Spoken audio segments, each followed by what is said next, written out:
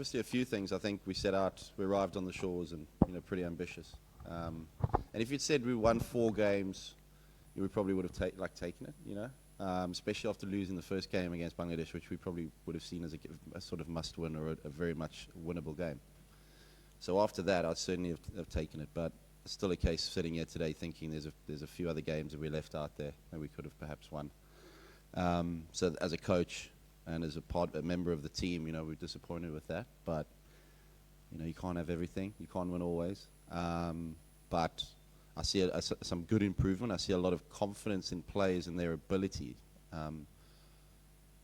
I had confidence in the players, but sometimes until somebody does it or they do it themselves, you're never quite sure. So that's always a challenge for a developing team or a developing player or nation until they get across the line. And I've said numerous times before the tournament that we just need to win a couple of games to get that belief and the buzz around the side and sort of a spring in the step, because there have been so many times we'd got so close and found a way, just to lose. So I'm pleased in that we've sort of won games and found ways to win games.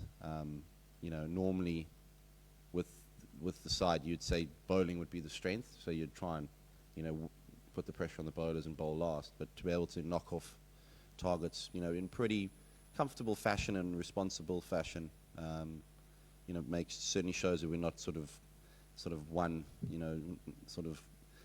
way inclined to win cricket games. We can win in various ways. Jonathan, why do you think it is that South Africa seem to be a more vulnerable team when they're batting second? Oh, look, I don't want to comment on other sides. I think it's just a case that this win would probably give them a lot of confidence going forward, able to play on a wicket that was assisting a bit of spin. South Africans generally, quite used to playing, pace bowling, and so be very comfortable with that. So they would have taken a lot of confidence, knocking off those runs, and going into the semi-finals, obviously. So I think it's just accepting the pressure and knowing and having clarity in how you're going to go about, knocking off, or how you're going to score against the opposition. I couldn't pinpoint. I don't want to, make any suggestions, but obviously they're a fantastic side, and I wish them all the best.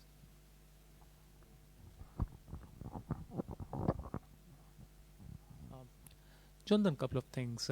What do you think will be the next step in progression for your team, and do you think it will be easier to, convince bigger nations to play you going forward?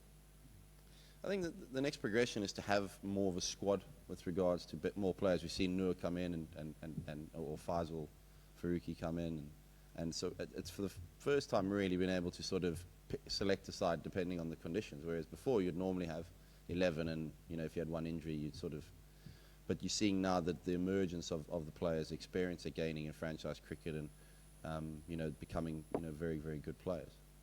So there's certainly a bigger pool, I think, than in the past to be able to select from, or certainly experienced players or well-known names, to be able to call upon, and like Naveen coming in and sort of playing ODI cricket, and we saw, the impact he very nearly got us, a win against Australia with all the wickets with the new ball.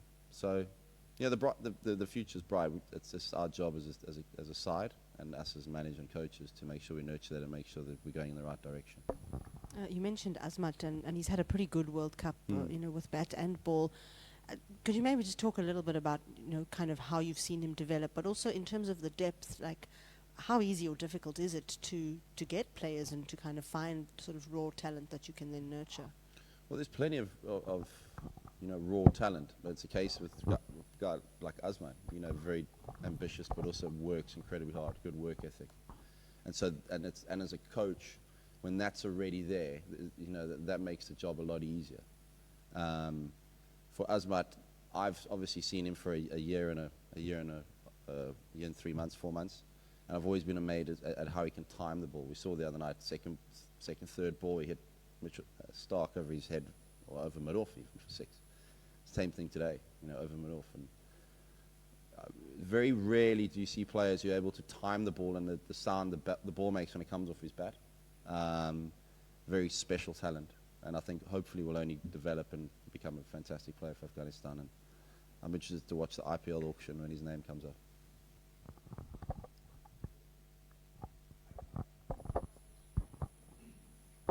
Hi, Jonathan. Hi there. Sorry if if you have answered this before, but in the next cycle, not many ODIs are there in the offing. Where does the team go from here in terms of ODIs and maybe Test cricket? Because yesterday the captain said that he would love to play more of the longer format and 50 overs. So your talk on that and any word that you've had in this journey? I think this series is in the the FTP, and just waiting for confirmation on those. But there certainly is Test matches, I think, and a few ODIs and T20. So there is the ambition to grow all three formats of the game. So that's exciting, and I think that's brilliant that they're able to play against other nations in the longer format of the game and all the purest form, as some people would say. But that's always a work in progress. So exciting times ahead. Cheers.